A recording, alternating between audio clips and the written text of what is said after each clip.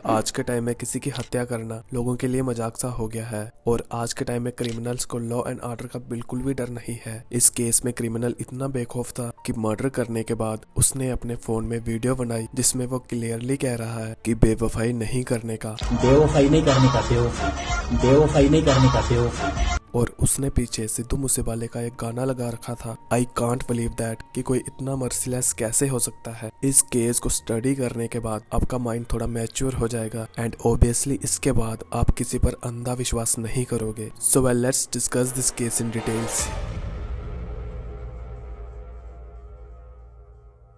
मध्य प्रदेश जबलपुर 6 नवंबर 2022 को एक लड़का और लड़की एक रिजॉर्ट में रुके हुए थे। वो रिजॉर्ट जबलपुर मेन सिटी से करीब 20 किलोमीटर की दूरी पर था। तिलवाड़ा नाम की एक बेहद ही खूबसूरत जगह पर वो रिजॉर्ट था और उस रिजॉर्ट का नाम था मेघला रिजॉर्ट। खूबसूरत लोकेशन होने की वजह से उस रिजॉर्ट में कई सारे लोग हॉलीडेज और वीकेंड में आते थे और ये कपल भी रिजॉर्ट में साथ में टाइम स्पेंड करने के लिए आए हुए थे। और 2 दिन तो वहाँ रिजॉर्ट के वर्कर्स को ये लड़का लड़की दोनों साथ में ही दिखते थे, पर एक दिन शाम को लड़का अकेला ही रिजॉर्ट से बाहर चला जाता है। तो रिजॉर्ट के स्टाफ को लगा कि मैं भी रात तक ये वापिस आ जाएगा, पर अब रात से सुबह हो चुकी थी लेकिन वो लड़का अभी तक वापिस नहीं लौटा था। तो वहीं लड़के के बाहर जाने के बाद लड़की अपने रूम से बाहर कभी नहीं निकली। ना तो वो नीचे खाना खाने के लिए गई और ना ही कल से उसने खाने के लिए कुछ ऑर्डर करा। होटल स्टाफ फिर भी वेट करता है कि मैं भी लड़के ने मना करा हो कि जब तक मैं वापस ना आऊं तब तक तुम बाहर मत जाना, क्योंकि ठीक एक दिन पहले ये दोनों लड़का लड़की बाहर घूमने गए थे। तो लड़का तो होटल में वापस आ गया था पर लड़की वापस नहीं आई थी और अगले ही दिन वो लड़की फिर से लड़के के साथ होटल में आ गई थी। फिर होटल वर्कर्स ने कुछ टाइम वेट करा पर फिर भी ना तो लड़का आ रहा था और ना ही लड़की रूम से बाहर आ रही थी। फिर स्टाफ का एक मेंबर रूम नंबर 5 के डोर को नॉक करता है। यहाँ पर वो लड़का लड़की रहते थे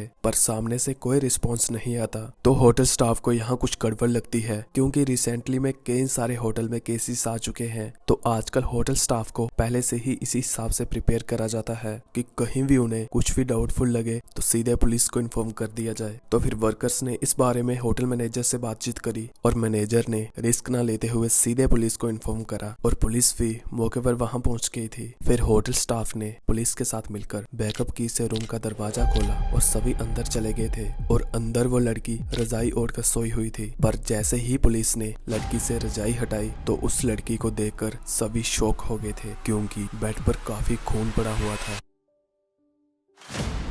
उस लड़की का बेहद ही बेरहमी से किसी ने गला काटा हुआ था और वहीं बेड पर ब्लेड पड़े हुए थे और ब्लेड देखकर ये क्लियर हो गया था कि लड़की की हत्या ब्लेड से करी गई है। पर पुलिस के सामने कई सारे क्वेश्चंस थे कि ये लड़की कौन थी, कहां से थी, और इसी बीच पुलिस ने फोरेंसिक टीम को भी बुला लिया था। फोरेंसिक टीम अपना काम करना शुरू कर देती है, वहां सभी जरूरी एविडेंस कलेक्ट करती है और वहीं पुलिस ऑफिसर्स मैनेजर से लड़की के बारे में पूछते हैं। तो मैनेजर ने बताया कि 6 नवंबर को एक लड़का और लड़की रिसेप्शन पे रूम बुक करने को कहते हैं। तो मैनेजर ने उनसे उनका आधार कार्ड लिया। आधार कार्ड के हिसाब से लड़की का नाम राखी मिश्रा था और वो सिर्फ 22 साल की थी और लड़के का नाम अभिजीत था and he was 29 years old. Aadhaar card लेने के बाद मैनेजर ने उन्हें रूम नंबर 5 की चाबी दे दी थी और ये दोनों रूम नंबर 5 में चले जाते हैं और पुलिस ने मैनेजर से आधार कार्ड लिया और साथ ही में उन्होंने रिजॉर्ट का सीसीटीवी फुटेज भी चेक करा, जिसमें क्लियरली ये दोनों साथ में आते जाते दिखते हैं। और वहीं फोरेंसिक टीम ने भी जरूरी एविडेंस कलेक्ट कर लिए थे और पुलिस ने उसके बाद राखी की बॉडी को पोस्टमार्टम के लिए भेज दिया था।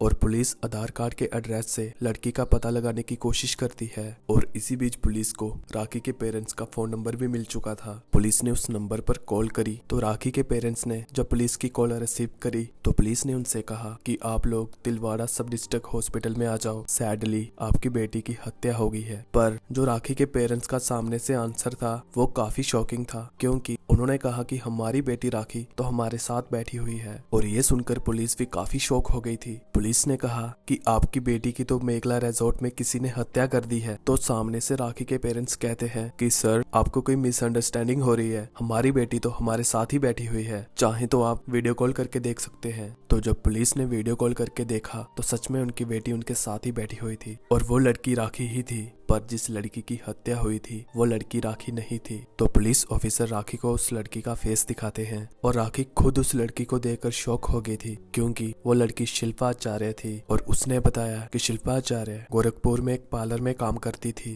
राखी और शिल्पा एक दूसरे को काफी टाइम से जानते थे, क्योंकि राखी कई बार उसके पार्लर में जाती थी और राखी ने बताया कि एक बार उसका आधार कार्ड कहीं खो गया था। फिर पुलिस ने शिल्पा के पेरेंट्स से कांटेक्ट करा और जब उन्होंने हॉस्पिटल में शिल्पा की डेड बॉडी देखी तो ये कंफर्म हो गया था कि ये इन्हीं की बेटी शिल्पा आचार्य ही है। अब पुलिस को ये क्लियर हो गया था कि लड़की राखी नहीं बल्कि शिल्पा आचार्य है और उसने होटल में राखी का आधार कार्ड यूज करा था। अब इस केस को 4 से 5 दिन हो चुके थे पर पुलिस के हाथ कोई क्लू नहीं लगा था और ना ही अभिजीत का कुछ पता लगा था। 7 नवंबर को शिल्पा की हत्या हुई थी और अब 12 नवंबर आ चुका था। इसी बीच 12 नवंबर को 2 वीडियो सोशल मीडिया पर काफी वायरल हो रही थी, जिसमें बेड पर एक लड़की काफी तड़प रही थी, उसका गला काटा हुआ था और बेड पर खून ही खून था। और एक वीडियो में ये लड़का ये कह रहा था कि ये लड़की मेरे बिजनेस पार्टनर से बार बार पैसे की डिमांड कर रही थी और दूसरी वीडियो में वो लड़का कह रहा था कि बेवफाई नहीं करने का और उसने पीछे सिद्धू मूसेवाले का द लास्ट राइड गाना लगा रखा था। बेवफाई नहीं करने का,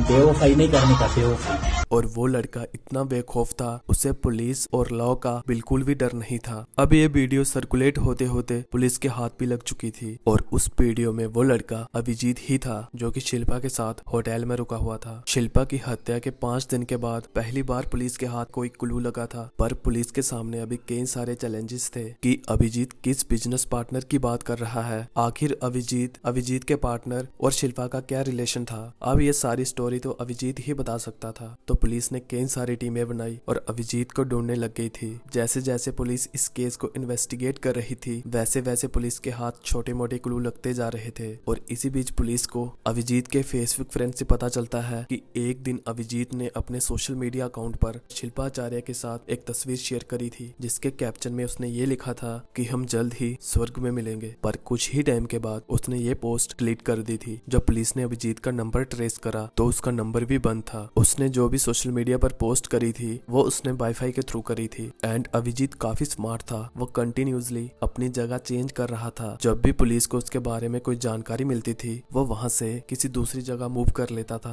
अब अभिजीत भागता भागता राजस्थान के अजमेर में पहुंच गया था। उसके पास अब पैसे भी खत्म हो चुके थे। कहते हैं ना कि क्रिमिनल कितना भी स्मार्ट हो पर कोई ना कोई गलती कर ही देता है। तो अभिजीत ने शिल्पा के एटीएम से पैसे निकाले और बैंक स्टेटमेंट पुलिस तक पहुंच गई थी। और फिर अजमेर पुलिस ने पूरे शहर में नाकाबंदी कर दी थी। पुलिस शहर में हर आने जाने वाली गाड़ी की चेकिंग कर रहे थे और फाइनली पुलिस ने अभिजीत को अरेस्ट कर लिया। Were the shocking thing was that कि अभिजीत का नाम हेमंत था, हेमंत पदोड़े महाराष्ट्र के नासिक का रहने वाला था। वो एक काफी स्मार्ट चोर था। उस पर करीब 35-40 केस चल रहे थे। वो अपनी आयाशी और खर्चे के लिए चोरी करता था। चोरी के पैसों से उसके पास एक गाड़ी भी थी, तो लड़कियां उसके पैसे देकर उस पर इजीली ट्रस्ट कर लेती थी। अगस्त 2022 में हेमंत की गोरखपुर में शिल्पा आचार्य नाम की लड़की से मुलाकात होती है। शिल्पा उस टाइम एक स्पा सेंटर में काम करती थी, तो हेमंत भी वहां स्पा के लिए गया था। तो शिल्पा आचार्य गोरखपुर में स्टडीज के लिए आई थी। वो स्टडीज के साथ साथ स्पा सेंटर में भी काम करती थी। शिल्पा का बैकग्राउंड जाने तो वो एक गांव की रहने वाली थी और उसकी फैमिली में उसका एक भाई और बहन थी और शिल्पा के डैड मजदूरी करते थे। तो स्पा करते हुए शिल्पा और हेमंत की बातचीत होना शुरू हो गई थी। यहाँ हेमंत ने अपना नाम अभिजीत बताया था और उसने कहा कि उसका काफी बड़ा बिजनेस है। हेमंत ने उस टाइम काफी गोल्ड वगैरह भी वेयर कर रखा था और शिल्पा इजिली उसकी बातों में आ गई थी और फर्स्ट मीटिंग में ही शिल्पा उसे काफी इम्प्रेस हो गई थी। शिल्पा ने हेमंत के एक बार कहने पर अपना मोबाइल नंबर भी दे दिया था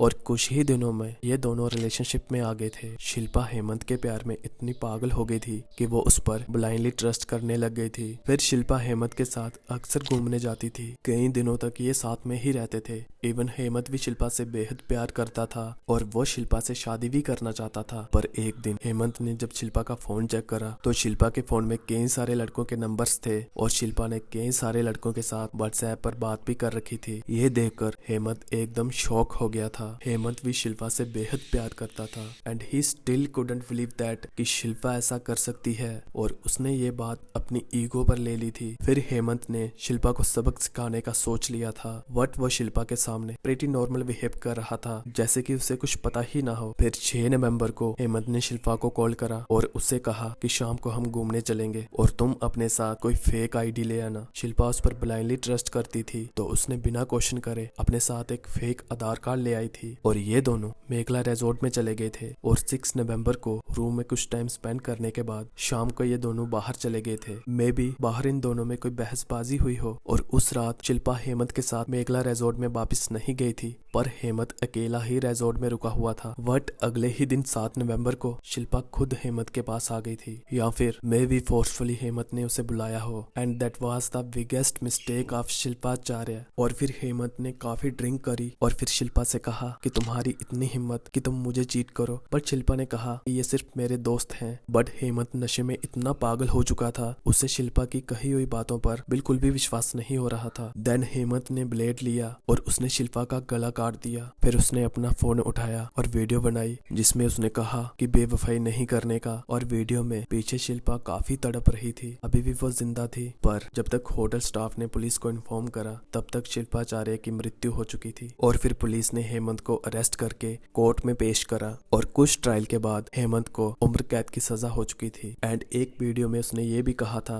कि उसने अपने बिजनेस पार्टनर के लिए शिल्पा का मर्डर करा था क्योंकि वो उससे पैसे मांग रही थी। बट ऐसा कुछ नहीं था, उसने शिल्पा को इसलिए मारा कि वो दूसरे लड़कों के साथ बात करती थी। सो आई डोंट नो आजकल की लड़कियां पैसों के पीछे इतनी पागल क्यों हैं। मीन्स लड़कियां पैसों के लिए इतनी पागल हैं कि वो लड़कों का बैकग्राउंड तक नहीं देखती कि उनका पास्ट क्या है, कैसा था। मे भी अगर शिल्पा हेमंत के पैसे देकर उससे रिलेशनशिप में ना आती तो आज वो जिंदा होती। एंड जितनी भी लड़कियां इस वीडियो को देख रही हैं, मैं उनसे यही रिक्वेस्ट करता हूँ, प्लीज बी अवेयर एंड किसी के साथ रिलेशनशिप में आने से पहले उसके पास्ट के बारे में जरूर जान लिया करो। एंड अगर हेमंत में थोड़ा सा भी दिमाग या पेशेंस होते तो वो ऐसा गलत स्टेप नहीं लेता। एंड रिलेशनशिप में अगर आप लोगों की किसी वजह से नहीं निभ रही so you guys split up. But Hemant की ब्रिंगिंग अप ही ऐसी थी जिसकी वजह से उसने ऐसा घिनौना काम करा। सो इतना ही था आज के केस में। और आपकी क्या राय है इस केस के बारे में? क्या शिल्पा ने गलत पार्टनर चूज कर लिया था? कमेंट सेक्शन में कमेंट करके अपनी राय जरूर शेयर करें। एंड अगर आपने यहाँ तक वीडियो देख ली है तो प्लीज वीडियो को लाइक और चैनल को सब्सक्राइब करके बेल आइकन को जरूर प्रेस कर लें ताकि हम आपके लिए ऐसे ही केस स्टडी कर सकें और समाज को अवेयर कर सकें। सो मिलते हैं किसी और नए केस स्टडी के साथ। Till then bye.